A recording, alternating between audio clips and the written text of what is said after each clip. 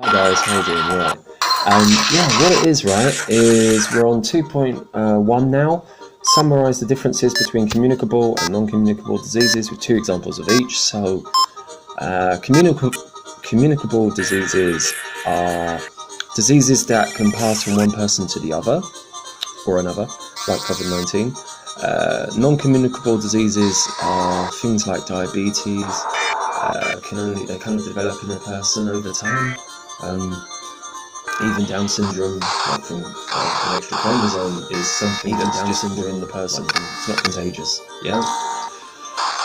Communicable diseases are also known as infectious diseases. Non-communicable diseases are referred to as chronic, which means that they take a long time to develop with the person until eventually it becomes full blown. Yeah, where a communicable disease like malaria, straight away, yeah, there's an effect. It's more acute and develops quickly, like COVID-19. Communicable diseases generally involves the lower socio-economic group. I'm not sure the reasons why or the factors, but I'll hazard a guess at the environment. It's probably more polluting. Their probably work conditions and living conditions are probably worse. They're probably less protected. They probably can't afford healthcare when they need it, private healthcare. They probably have a long waiting list, and this can only add to diseases infecting them. They probably are just in a position where they just can't get the help, and they're subjected to, I don't know, government nuclear power stations like nearby and stuff. Non-communicable diseases, they tend to be chronic, which is what I just mentioned. It's an ongoing thing, like lung cancer, which means that they last quite a long time and then they progress quite slowly. Like most people who get lung cancer, normally in their 50s, 60s, 70s, 80s, even 90s, yeah? Communicable diseases normally have a vehicle of transmission, or a vector as they call it, in the spread of the disease. So something like malaria, or even the bubonic plague, you've got fleas on the back of rats, that just infected and bit into the blood of their victims and spread the virus from there.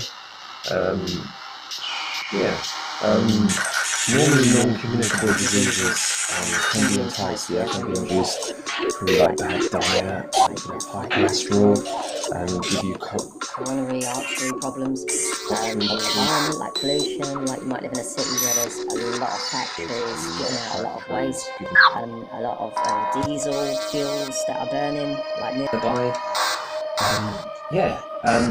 And lifestyle plays a big role as well. Like if you do less exercise, you're going to be more obese, and if you're more obese, you're going to have more fat, and there might be a potential for type 2 diabetes.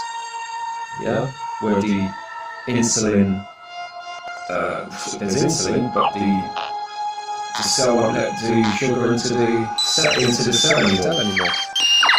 The cell won't let the glucose into the cell anymore, even though there's insulin.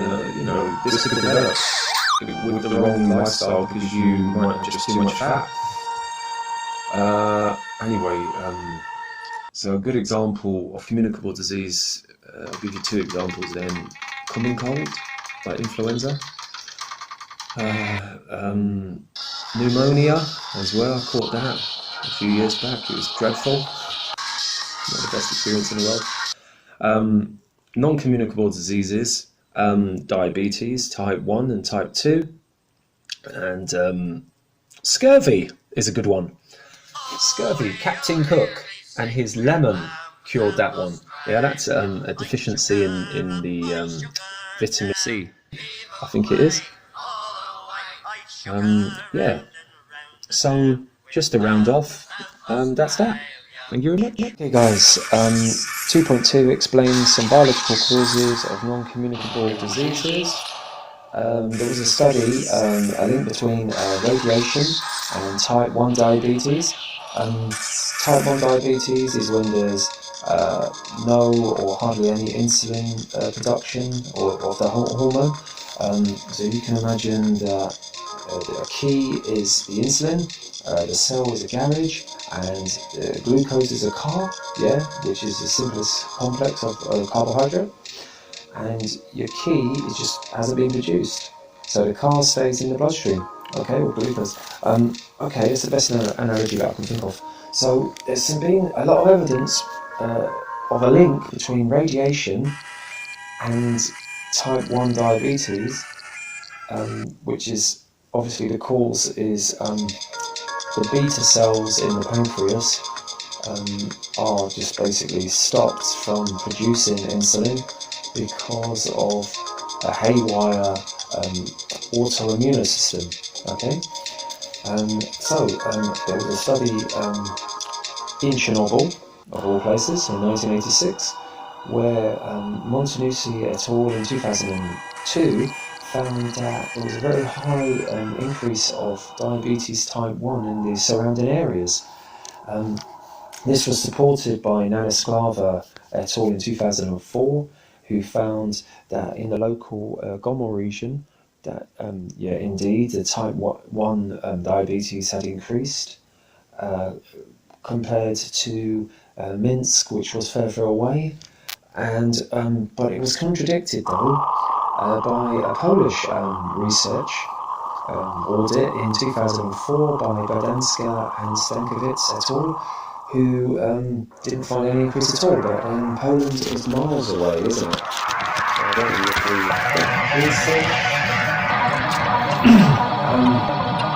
Missouri at all, 2018, they found that when they did large exposure to rats, that the rats developed high blood glucose levels, oxidative stress, and impaired insulin secretion result of being exposed to the radiation.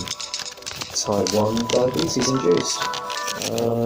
Okay, moving on to type 2 diabetes. If we go back to that analogy with the key, the garage, and the car, in type 2 diabetes, everything, all the components are there, but the key doesn't seem to be working on the garage. Just a rusty key or a rusty garage, I don't know. Okay, but what we'll call that is when the cell is being resistant to the key or the insulin, okay? So Ho, 1994, he did research on the survivors of the atomic bomb in Hiroshima, and he found that there was increased levels of type 2 diabetes in the decades that followed to the radiation exposure, probably, correlation. Zaver et al. 2001 supports that, with Chernobyl workers getting very high insulin levels in the blood, which is pre-coded to type 2 diabetes. There was a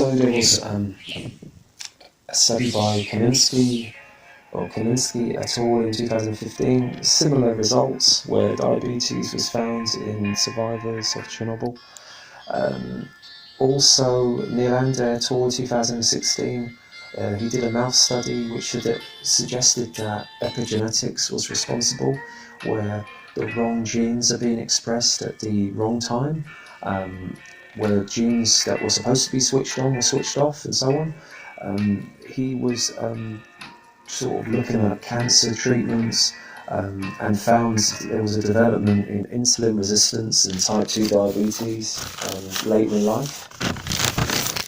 I'm going to leave that bit out. Let's see the point of doing that. Alright, just cracking on to number 5. Neroni and Annunziata, 2005, they found that children who were exposed to cancer developed insulin resistance, which is what I just told you, that the lock wouldn't work in the garage. You had a monkey test here where monkeys after 5 to 9 years developed type 2 diabetes after doses of radiation compared to monkeys that weren't exposed. And also they had higher insulin resistance, but also lower body fat levels as well. So there was the key wasn't working. The cells in the body weren't allowing glucose into their garage, as it were. That's Kavanagh et al. 2015. And also the last thing I want to mention is the 1946 to 1958 nuclear weapons testing in Oceania. Simon et al. Did an audit on that in 2010, and they found that Oceania has the biggest fasting blood glucose levels in the world. And this was recorded between 1980 and 2008 by Daniel et al. In 2011. They found that. And this proved that there was a definite correlation between acute and chronic radiation fallout, and because of the weapons testing of the time, and people's condition. Most people had very high glucose levels in their blood and had very low fat in their bodies, which is interesting. Anyway, that's that.